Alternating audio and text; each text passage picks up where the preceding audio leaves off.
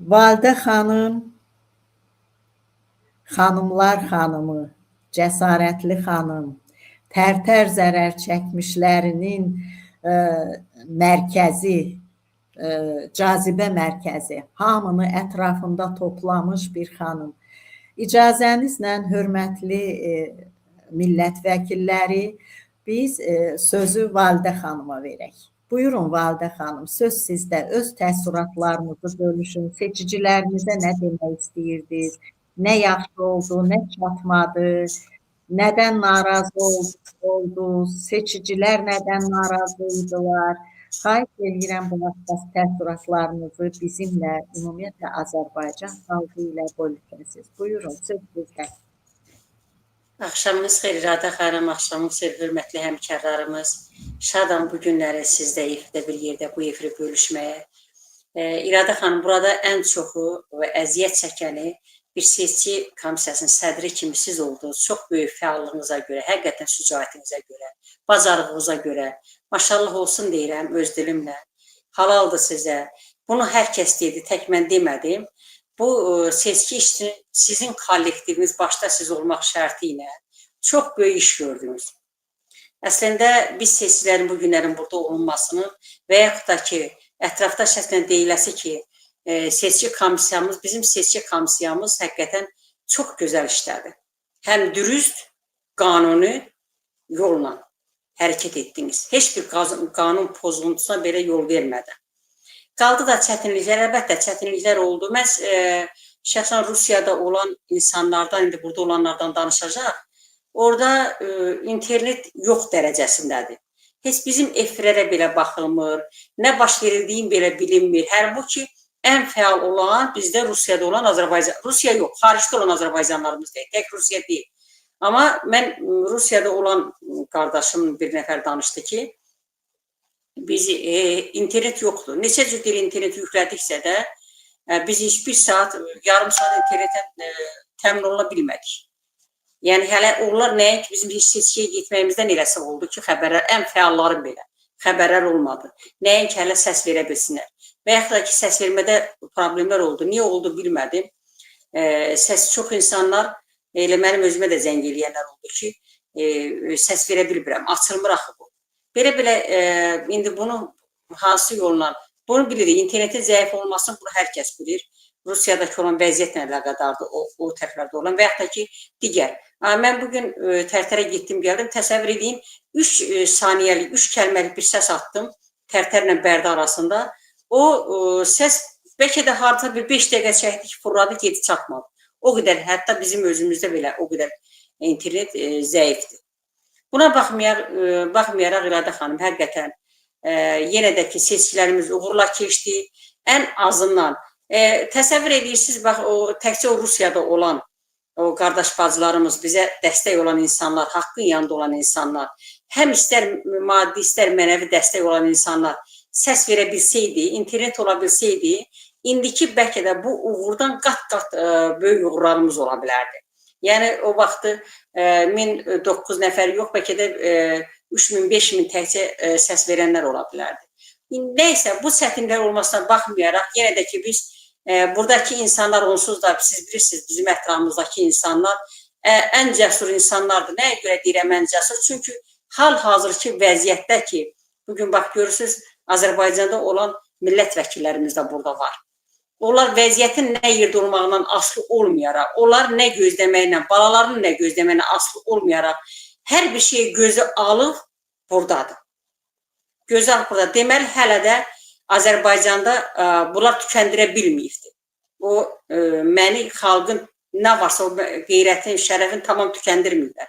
Siz bilirsiniz, proseslər hansı vəziyyətdə gedir, daxildə olanlar bilir bunun hamısını. Bir bəyənməyə belə aparıb 500-600 manat cərimə olunursa, hansı vəziyyətdəyik, o təkcə heç o mən artığını demirəm, o 1000 dənə səs nə cür verilir, təsəvvür edirsiniz. İnsanlar, mən heç onu da gözləmirdim. Vəziyyəti burada daxildəyəm, vəziyyətin nə yerdə olduğunu bilirəm. Mən bir ünsiyyətim olan adam var idi. Bir bəyənməyə görə ondan 600 manat ilə 500 manat pulunu alıblar. Bir bəyənməyə, nəinki hələ paylaşsın, nəinki hələ səs versin. Yenə deyirəm, buna baxmayaraq, nə qədər çətinlik yaradası olsalar da, İstər texniki cəhətdən, istərsə də insanlar nə qədər sıxışdırası olsalar da, yenə də ki, seçkilərimiz uğurla keçdi. Mən hər kəsi buradan təbrik edirəm və əlaqəsiz bir söz deyirəm, həmişə deyirdim, nə yaxşı ki, varsınız. Həqiqətən sizin hər biriniz, bu namizədliyini verən hər bir kəs məndən ötürü Azərbaycanın ən qeyrətli oğlanlarındandır, ən qeyrətli qızlarındandır, ən şərəfli insanlarındandır. Bir daha deyirəm, nə yaxşı ki, varsınız və mən həqiqətən fəxr edirəm. Həm uğurlar arzulayıram, həm uğurlar çox arzulayıram və deyir, ümid sonunda ölər. Həmişə demişəm, mən göydə Allah, yerdə bu yola çıxanda Türkiyəmizə güvənib çıxmışdım ki, haqq, ədaləti olsa Türkiyəmizin köməyi ilə gətirər. Amma indi baxırsınız, Azərbaycanda nə qədər bizim qeyrətli xanımlarımız, bəylərimiz var ki, bu işə qoşulub haqqını tələb edir. Ona görə də ümidim heç vaxt, ümid sonunda ölər, ümidim heç vaxt üzülmür. Bu qatillər öz işlərini görür. Bütün Azərbaycanın vacib olan güc strukturlarına tərtər qatillərini yerləşdirirlər. O tərtər qatili də demək, siz artıq hər kəs bilir tərtərdə nələr baş verir. Acımasız qatillər bugün Azərbaycan bu xalqı idarə etməyə çalışır. Mən bu sardan çox danışmayayım, lazım gəlsə yenə öz fikirlərimi bildirərəm və bir daha Azərbaycan Xalq Parlamentinin seçilən bütün millət vəkillərinə uğurlar arzulayıram. O gün olsun ki, həqiqətən də haqq, ədalət yerini tapsın. Bədən deyirlər ki, bir nəsə, kimisə ad günü olsun və yaxud da ki, kimisə bir şad günü olsun, deyirəm, mənim bircə şey arzulayıram. O gün olsun azad Azərbaycanda. Bütün hamımızın bir günü olsun. Bizim Azərbaycanımız azad olan gün olsun. Bilirsiniz, bunu da deməsəm olmaz. Birdən düşünürəm ki, sən demə Qarabağ almaq asandıymış, amma dövlətimiz içərdən işğal olunubdur. Dövlətimizi özümüzə qaytarmaq daha çətindir. Mən birdən bu cür artıq o düşüncəyə gələm. Əvvəllər elə bilirdim ki, Qarabağ almaq çətindir, çünki onun arxasında böyük dövlətlər var, ay Rusiya var, falan bəşmə var. Amma bugün bu daxildə olan gedən prosesləri görəndə, bu tərtər faciəsini törətmiş, tərtər dövlət terrorunu törətmiş, bu qatilləri müdafiə olunub, vəzifələrə gedirsə və xalqa beləcə divan tutulursa, o qalib ordunun qaziləri intihar edirsə, mən o nəticəyə gəldim ki, deməli, Qarabağı almaq asan demiş. O Qarabağı alıb xalqa divan tutulursa, onun bizə nə xeyri var? Neyini deyim? Biri mənim özüm. Mənim bir dəfə ürəyimdən qalxmır ki, özüm bilirsiniz, əslim Laçındandır.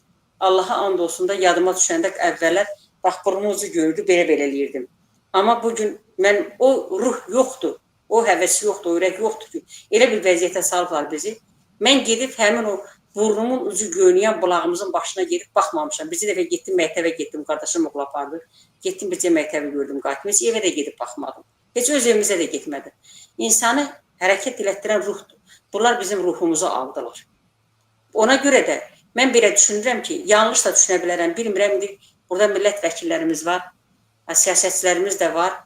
Mən elə bilirəm ki, Qarabağ almaq asandımış, nəinki işğal olunmuş bu Azərbaycanımızı yenidən bu dövlətimizi özümüzə dövlət yapmaq çətin olar məncə. Bir daha hər birinizi təbrik edirəm. Böyük uğurlar qazandınız, Rəda xanım, çox böyük əziyyət çəkdiniz və burada seçilən hər bir deputata uğurlar arzulayıram.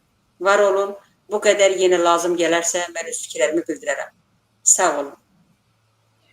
Çox sağ olun, Validə xanım, dərin məzmunlu analizinizə görə, həqiqətləri bütün çılpaqlığı ilə xalqa çatdırdığınıza görə çox sağ olun. Hörmətli millət vəkilləri, siz yaxşıların yaxşısısınız, seçilmişlərin seçilmişisiniz. Mənim sizdən bir xahişim var. Mənə tərif deməyin. Mən hesab eləyirəm ki, bu mənim adi bir vətəndaşlıq borcumdur. Xahiş eləyirəm, əksinə, tənqidi yanaşın, tənqidi təfəkkür nöqteyi nəzərindən hansı səhvlərimiz oldu, növbəti seçkiləri necə təşkil eləyək ki, bu səhvləri təkrar eləməyək. Xahiş eləyirəm, bu barədə danışın. İndi mən sizə sözü Moskvada yaşayan siyasət elmləri namizədi, yazıcı, çox aktiv, ziyalı millət vəkilimiz İsmail bəyə verirəm. İsmail bəy istəyirəm ki, sizə də o törədilən bu internet resurslarında olan çətinliklərdən danışasınız. Çünki bizə səs verənlərin əksəriyyəti Rusiyada olan seçicilərimiz idi. Siz də bu haqda bilgilərinizi bizimlə bölüşəsiniz ki, Azərbaycan xalqına aydın olsun ki, biz hansı çətinliklərdən, hansı məşəqqətlərdən keçib bu yola qədəm qoyduq. Buyurun İsmail bəy, söz sizdə. Axşamınız xeyir. Birinci növbədə mən bütün həmkarlarımı təbrik edirəm. Özüm də çox şadam. İradə xanıma da təşəkkür edirəm. Çünki fikirləşirəm ki, internetin direktoru İradə xanım olsaydı, heç bir internetdə problem olmazdı. Qaldı ki, bizim problemlərimizdə bu çətinliklərə internetlə əlaqədar.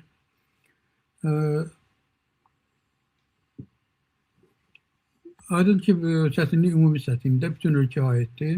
Dahası bəzi texniki vasitələrdən istifadə eləməklə, VPN-lə, başqa şeylərlə azdan çoxdan nəsə bir şey eləmək olur, da çıxmaq olur, əlaqə yaratmaq olur. Mən daha çox danışmaq istəyərdim bizim bu qurumumuzdan, parlamentimizdən. Sözüncə mən təqribən bir 6-7 ay bundan qabaq birinci dəfə rastlaşdım, internetdə rast gəldi. Parlament haqqında məlumat. Ona görə heç nə bilmədim. Başqa şeylər oxuyordum, başqa blogerlərdən məlumat aldım. Məsələn, nəsə mənə rast gəlməmişdi. Görən ki, mən fikirləşdim ki, bu böyük bir kəşfdir. Mən bilmirəm, bu birinci kimin ağlına gəlib. O böyük bir kəşfdir. Bəlkə də vaxt olacaq ki, bu bizim tariximizə düşəcək. Kimlərsə bizdən də təcrübə götürəcəklər. Mən heç yerdə belə bir şey rast gəlməmişəm. Mən elə gözləmirəm ki, bizim sayımız bu qədər olsun. Gözləmirəm ki, bizim bu fəallığımız bu səviyyədə olsun. Mənim təsəvvürümdə bu belə bir söz var, kurslar deyirlər, o elə bir şey, mümkün bir şeydir. Mən gördüm ki, yox, doğrudan da insanlar yaşayıb konkret məqsədlə, özəki böyük, yüksək məqsədlə.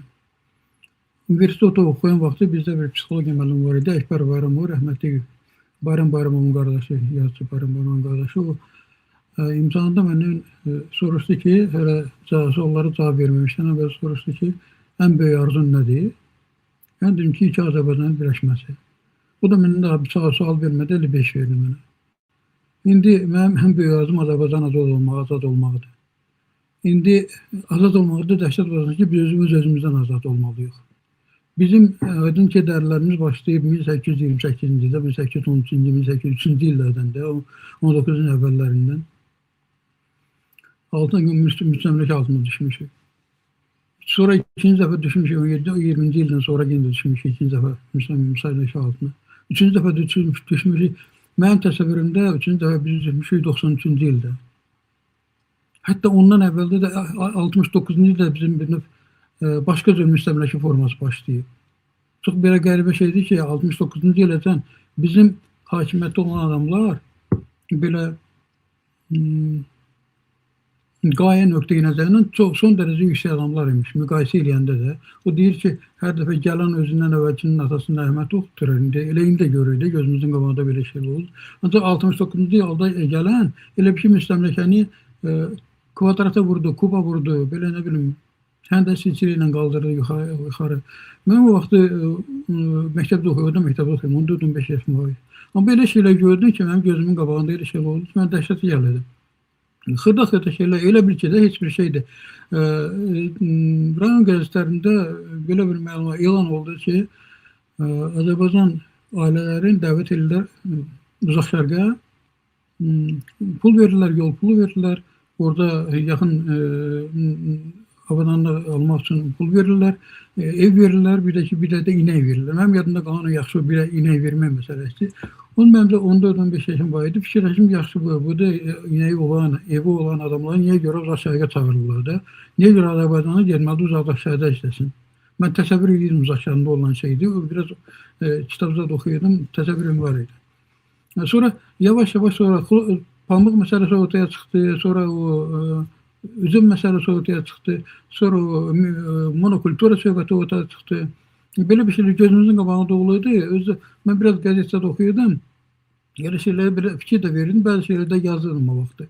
6-cı sinifdə başlayaram. Ben başladım şeir saz yazmağa. Elə sonra da başladım fəlsəfə ilə biraz maraq olmağa. Neyse. Özü bunlar həmişə də elə son dərəcə belə güclü olaraq belə elə bir ki dəyişikliklər elə gedirdi ki biz onu bir tərəfdən gözümüzün qabağında olub bir tərəfdən hiss eləyə bilmirdik. Yazıcı bir film çıxdı, İstindak filmi. Kalegin orada baş rolda oynayırdı. Səhvləmirəmsə Həsən Məmmədov idi səhvləmirəmsə orada oynayır. Orada bir bu rüşvətxorluqla, güya ki, nə bilim, korrupsiyanla mübarizə haqqında bir film idi. Bu da reklam filmiydi. Bir adamın, konkret adamın, dövlətin başçısında olan adamın reklamı filmiydi. Belə bu film çox belə qəribə təsir edir. Bir tərəfdən film belə yaxşı çəkilmişdi, belə ustaqlıq çəkilmiş filmdir. O bir tərəfdən də burada nə bilim riyakarı vardı filmin içərisində. Gözümüzün qabağında olanlar bizə başqa formada göstərdilər ki, yox, siz belə deyil bu. Bu tamam başqa cürdür. Baxın, bu filmdə olduğu kimdir. Bundan doğrudan da mübarizə gedir, belə falan. Sonra ikinci dəfə 92-ci ildə mən ürəyim yasıldı, nə bilim, nə boyda oldu ki, axır ki bizim milli dövlətimiz yarandı. Əbülfəz Elçibəy haqqında mənim belə öz fikirlərim var, müxtəlif iradlarım var. Allah hamısı mənim işimdir, necə deyirlər, indi bu dünyada ki, Elçibəyin işidir. Müntəsi onun bir işin danmaq olmaz ki, o milli dövlət yaratmışdı, milli dövlət də yaratmaq istəyirdi.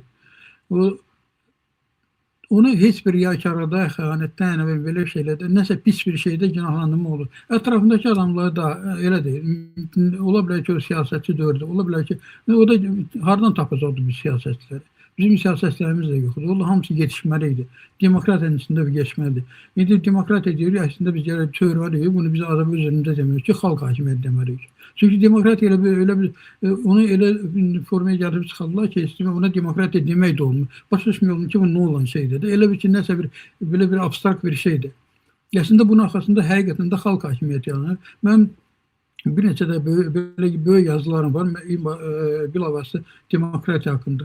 Hamısı da, necə deyim, iş olacaq elə gətirir ki, mən öz üzerimizə yazmamışam heç nə. Yazdığımdan da Azərbaycanda yaşayan vaxtı yazdıqlarım olub. Ondan sonra da məcbur olmuşam, həmişə Rusça yazdım belə şeyləri.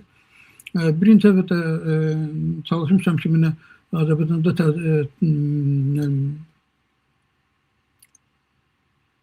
nəşr etdim. Nə sağlamayım. Sonra bəzi kitabda ki, elədir ki, onu Azərbaycan nəşr etmək olmaz.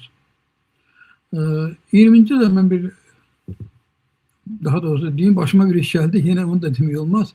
20-ci ildə bir həfəlat oldu, bu 44 günlük müharibə vaxtı.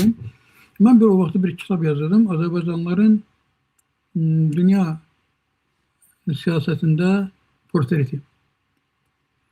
Bu kitabda hadisə bir 700-800 səhifəli idi. Kitab qutarmışdı. Həmin 20-ci ildə mən, ilin axırında mən onu verməliydim nəşriyyata buradan.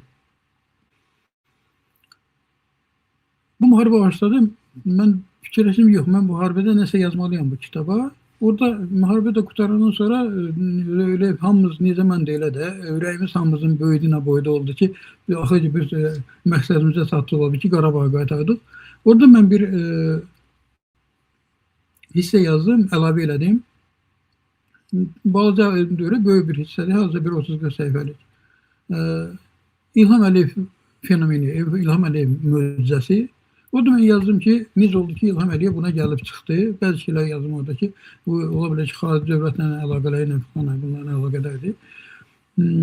Axırda da yazdım ki, əgər İlham Əliyev öz adını tarixi yazdı, ancaq o tarixə onun adı yazı qalması üçün o filan şeyləri eləməlidir. Deyirəm ki, ürəyimiz o boyda böyümüşdü ki, mən biraz belə idealist olmuşum əməl başlı. Realizmdən biraz uzaqlaşmışdım. Elə yazdım ki, filan şeylər eləməlidir. Nə bilim, belə 1, 2, 3, 4-də belə bir. Sonra üstündən heç bu qələbəmizin bir 4-5 ay keçəndən sonra mən gördüm ki, yox, vəziyyət başqa cürdür. Fikirləşim ola bilər ki, bizə bir hafta vaxt lazımdır falan. Yavaş-yavaş gedir, görürüm ki, heç bir şey dəyişmir. Dəyişənlər də gəldim Azərbaycana, gözümlə görəndən sonra hər şeyləri başa düşdüm ki, yox, bu da elə həmin o dediyim istintaq filmindəki riyakarlığın biraz başqa formada ortalığa çıxır, biraz da dərinə gedir belə şeylər. Sonra ikinci bir əhvalatda biraz onun qabağa qaçdım. 93-cü ildə bu indi bilirik ki, o xəyanət imiş də. Bu vaxt biz deyəmirdik ki, xəyanətdir. 93-cü ildə hakimiyyət dəyişəndə mən fikirləşdim, mən Azərbaycana qayıda bilməyəcəm. Çox qayıtmaq istəyirdim. Mən belə uşaqlar da qayıtmaq istəyirdi, hamımız qayıtmaq istəyirdik. Amma fikirləşdim ki, deyəmsə mən Azərbaycana qayıda bilməyəcəm. Sonra yenə qayıtdım, yenə gəldim. Belə gördüm ki, yox, mən niyə burada bir iş qalmayıb, mən burada yaşaya bilmərəm. Burada yaşamaq üçün, nə bilim, dəmir iradə lazımdır, nə bilim, nə lazımdır. Mən yaşaya bilmərəm. Ondan sonra yenə də ümidim var idi, bu 20-ci ildən sonraki ola bilər ki, nəsə dəyişiklik olsun. Görürəm ki, heç bir dəyişiklik olmur. Axırda bu Xalq Parlamentini görəndə ki, belə bir şey var, mən fikirləşdim ki, deyəsən bizə yol açıla bilər. Deyəsən bizə nəsə yol açıla bilər. Çünki cürbəcə blogerlərə qulaq asırdım, blogerlərin danışıqları da ki, aydın məsələ ki, mən orada heç bir günah görə bilmərəm, hamının öz dərdi var, işi var. Çox belə bəsit söhbətlər gedir, nəsinlər ki, onlarda da günah görməli deyil. Mən özümü, hamıdan çox özümü günahlandırırım. Özümü günahlandırım ki, mən o vaxtı, cəbhə yaranan vaxtı cəbhənin içində idim. Elə oldu ki, bir il ərzində mən cəbhə yarananda o hətta birinci iclasda Nativan salonunda iclas keçirildi. Hələ onda cəbhənin söhbəti yox idi. Cəbhə ondan birinci ay sonra gəldi. Oradan da söhbət gedirdi. Tədbir olunması məsələsində. Orada zalda ancaq bəstəkarlar idi, şairlər idi, ədəbiyyatçılar idi, yazıçılar idi, nə bilim, hamısı ziyalı adamlar idi. Üstündən bir il keçəndən sonra növbəti iclasların birində mən gördüm ki, ətrafımda birində çox belə kriminal əhval-ruhiyyəli adamlar oturur. Mən başa düşdüm ki, bura hadisa, bura kənardan nəsə bir daxili, belə bir kimsə daxil olub bura.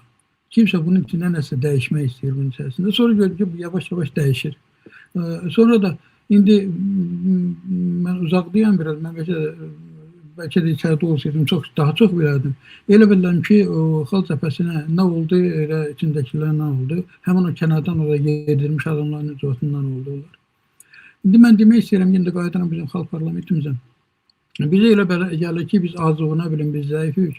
Doğrudan da belədir. Elə bizə elə o tərəfdən də elə belə gəlir ki, elə bizim gözün qarşısında nəsə belə bir qüvvə var. Əslində o qüvvənin bizdən qat-qat zəifdir. O qüvvənin içində oturan adamların çoxsu gecələr yata bilmir. Onlar şirin yuxu nə olan şeydir bilmirlər. Onlar qorxunun içindədirlər. Onlar gözləyirlər ki, nə vaxt olacaq, hər gün gözləyirlər ki, nə vaxt saxaldansa nəsə çıxacaq o. Yaba ilə gələcəklər, balta ilə gələcəklər, nə bilim, oraqla gələcəklər, nənəsə gələcəklər üstümüzə. Ona görə elə gözləyirlər ki, bir hadisə danışım sizə. Mən də uzaqdan görürdüm onu. 2000-ci illərin hadisə ortaları idi, səhv eləmirəmsə. Hadisə xarici bir tələbələr Azərbaycanda flashmob deyilən bir şey təşkil eləmişdilər. Demək, elə bir şeydir ki, o internetlə yayılır. Ayrı-ayrı adamlar gəlirlər şəhərin mərkəzində, yaxsa adam çox olan yerdə eyni hərəkət edirlər. Məsəl üçün, velosipedlə gəlib keçirlər, eyni vaxtda siqnalı basırlar. Yaxud dayanırlar, bir ayaqlarını qaldırırlar, bir əllərini qaldırırlar, oturub əl çalırlar belə. Bizdə olmuş, o da Belarusiyada olmuş yerləşəri. Həmin vaxtı mənim bir Türkiyədə bir dostum var idi. Orada mən zəng elədi, dedi ki, nə olub sizdə? Nə baş verir orada? Dedim ki, nə olub ki, mən bilmirəm nə baş verir. Dedi ki, sizdən o mənə buraya gəlib burada ev axtarırlar, iş axtarırlar, nə bilim, pulların bilmirlər, hara qoymaq istəyirlər. O vaxt o xırda bir şeydən tələbələr təşkil edilmiş, ona görə bunlar hamısı hazırdılar qaçıb gelməyə. Bizdən bir güngülvarı bir hərəkət lazımdır. Biz nəsə eləməliyik ki, biz nəyisə bir tərpətməliyik. Xalqı günahlandırmaq olmaz. Xalq o qədər vəziyyətə düşüb ki, Elə bir o qədər vəziyyətdə düşüb ki, hərəkət edib bilmir nədən başlasın. Biz nəyə deməliyik ki, xalqa biz nədən başlamayıq, nə eləməliyik, necə eləməliyik? Bəlkə nə eləməliyik, hamımız bilirik. Ya bilmirik ki, bu nə olan şeydir, bunu necə mübarizə eləməyi izah eləmək xalqımıza lazımdır. Bu qədər də. Çox sağ olun. Elə bilirəm ki, Allah qoysa yaxın iclaslarımıza biraz ətraflı danışaq belə şeylər. Çox sağ olun. Çox sağ olun Bir də hamınızı İsmail təbrik bəy. edirəm. Sağ olun.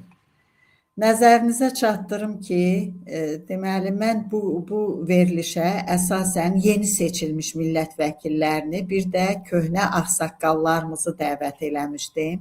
Aydın Oruçunu da dəvət eləmişdim. İnternet olmadığına görə qoşula bilmədi. Bir də yenə xaricdən olan deputatlarımız, millət vəkillərimiz var. İmkan olsa onlar da qoşularlar.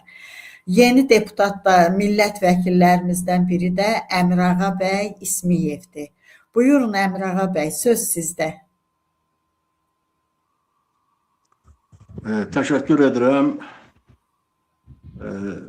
Seçənləri də, seçilənləri də təbrik edirəm.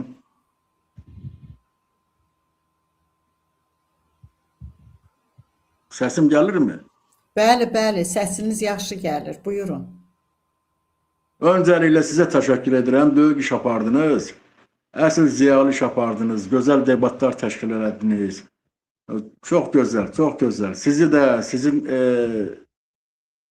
qrupu da ürəkdən belə alqışlayıram, təşəkkür edirəm.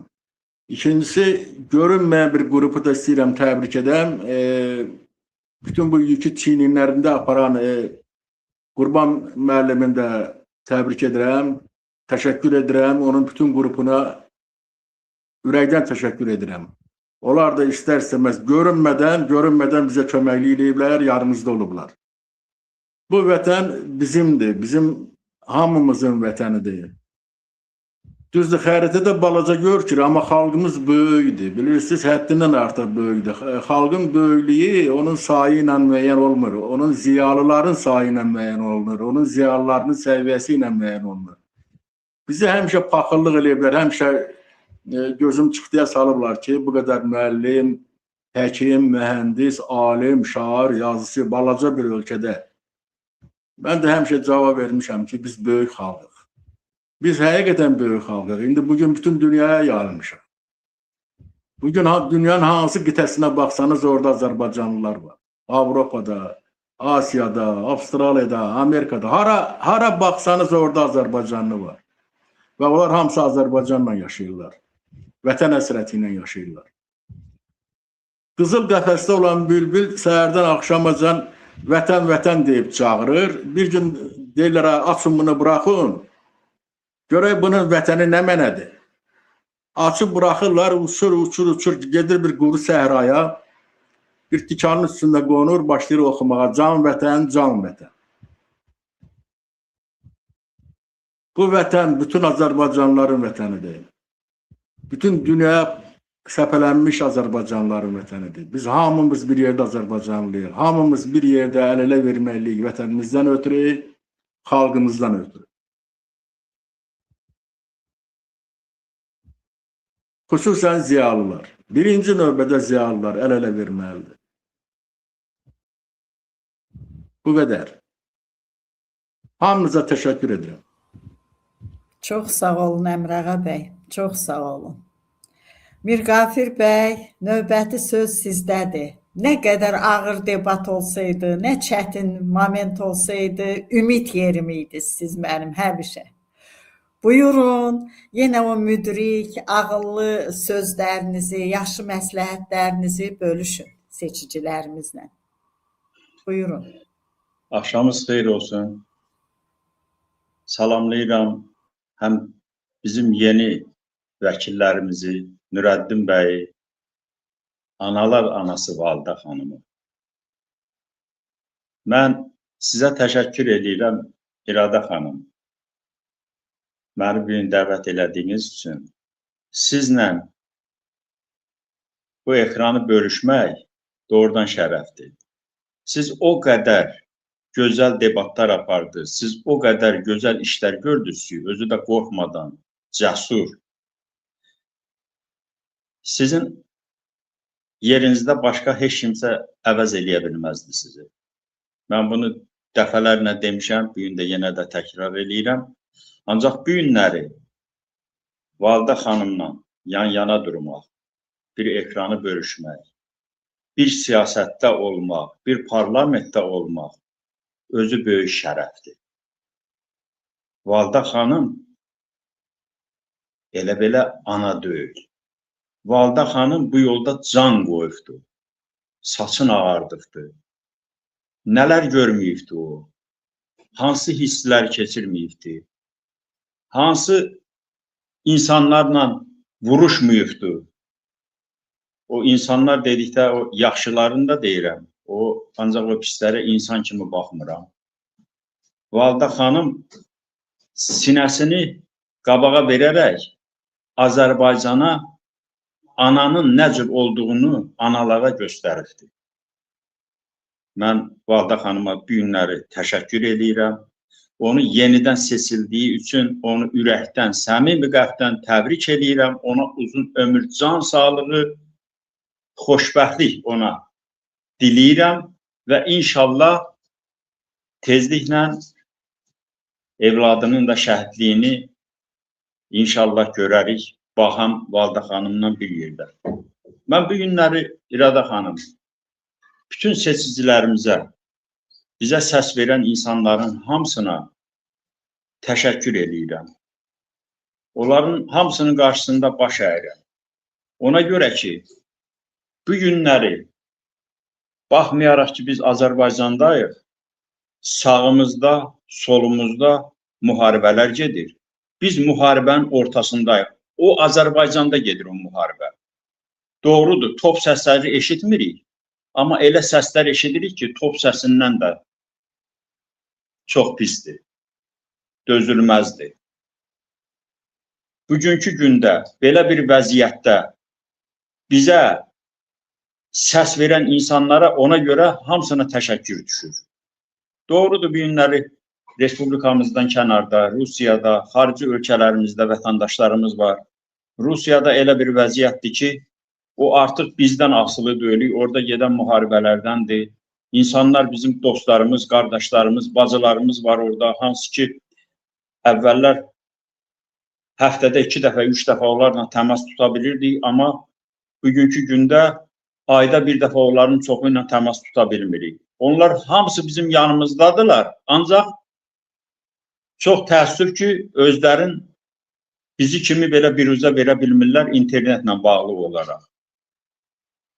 Mən İradə xanım çox danışmayacağım. Niyə danışmayacağım? Ona görə ki, bugünkü gündə həm seçilən vəkillərimiz, həm yeni namizədlərimiz, həm köhnə namizədlərimiz Respublikanın nə vəziyyətdə olduğu göz qabağındadır.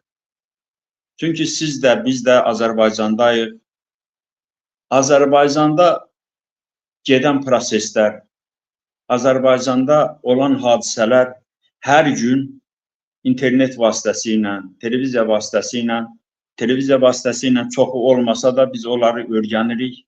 Nə gündədir Azərbaycan, biz onu bilirik. Azərbaycanda bu günləri bahaçılıq, Azərbaycanda bu günləri uşaq pulu yox, Azərbaycanda bu gün ailələr çox pis vəziyyətdə dolanırlar. Hələ söhbət var ki, yenidən qiymətlər qalxacaqdır, qiymətlərin qalxması gözlənilir. Verilən pensiyalar, verilən maaşlar qane eləmir vətəndaşları. Və biz də millət vəkili olaraq bu günləri seçilirik ona görə ki, xalqın sözünü, xalqın fəryadını çatdıra bilək yuxarı təbəqələrə. Əgər bu günləri biz onların ürəyindən keçənləri, onların çəkdiyi o əzab əziyyətləri çatdıra bilmiriksə, demək biz hələ yerimizdə deyilik.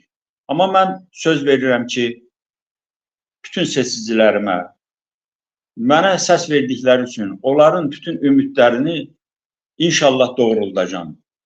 Doğruldacam bu mənadakı gücüm çatdığı qədər. Demirəm ki, mən müharibə eləyəcəm, demirəm ki, mən kimlənsə vuruşacam. Yox, mən xalqımın sözünü hakimiyyətə çatdıracağam. Onlardan tələb edəcəm ki, bu xalqla belə oynamaq olmaz. Onların hissiləri ilə, onların yaşayışı ilə belə oynamaq olmaz. Bu günləri Nurəddin bəyə mən çox təşəkkür edirəm. Nurəddin bəy həm ağsaqqaldır, həm Böyük Naxçıvanın böyük bir nümayəndəsidir. Mən dəfələrlə demişəm, bu gün də təkrar edirəm. Nurəddin bəy Naxçıvanı yeganə millət vəkilidir ki, hər dəfə, hər parlament iclasında, sessiyalarımızda dönə-dönə cari məsələlərində məsələlər qoyur ortalığa. Və mən əminəm ki, onun o qoyduğu məsələlərin çoxu artıq orada yerini tapıbdır. Onlar artıq o məsələlərin çoxu öz həllini tapıbdır. Mən Nurəddin bəyə ürəkdən sağ ol deyirəm. Onun evladına, Səriyə xanıma təşəkkür edirəm. Bir ata, bir bala Azərbaycanın Naxçıvan boyda böyük bölgəsində dayanmadan vuruşurlar. Dayanmadan əziyyət çəkirlər. Xalqın sözünü çatdırırlar hara lazımdırsa. Ona görə mən bu günləri yenə də deyirəm. Fəxr edirəm ki, Ataxan bəylə, Qurban bəylə, Ərəstun Oruçluyla, Xatirə xanımla bir cərgədə olmaq, bir cərgədə durmaq elə belə işlər deyil. Məmməd Əmin Rəsulzadə və silahdaşları 100 illər keçibdir, bu gün də onlar təkrar olunur. Bu gün də onlar yaddaşlardadır. Doğrudur, hakimiyyət tərəfindən olmasa da xalqın ürəyindədirlər. Vaxt gələcəkdir, vaxt gələcək, olacaqdır vaxt. Ola bilsin, bizlər də, ola bilsin deyəndə hamı ölüb gedəcəkdir, hamı köçəcəkdir bu həyatdan. Keçəndən sonra bizim nəvələrimiz, nəticələrimiz, bizi tanıyanlar, bu günləri bizi burada görənlər, bu xalqı ki biz təmsil edirik, bu günləri onlar bizləri də yad eləyəcək, yada salacaqlar, deyəcəklər, bu cür xanımlar, bu cür bəylər olubdular. Doğrudur. Məmməd Əmin qədər olmasa da, ancaq müəyyən bir səviyyədə mübarizə aparıbdılar. Bu xalqın şad, xürrəm yaşaması üçün canlarından keçibdilər. Yəni ki, sözlərin deyibdilər lazımı yerdə və deməkdə də davam eləyəcəyik. Mən sizin hamınıza təşəkkür edirəm. Təzə seçilmiş millət vəkillərinin hamısını da ürəkdən təbrik edib, onlara uzun ömür, can sağlığı arzu edirəm. İradə xanım, bir daha sizə təşəkkür edirəm. Siz Dəmir Ledisiz. Sağ olun, var olun.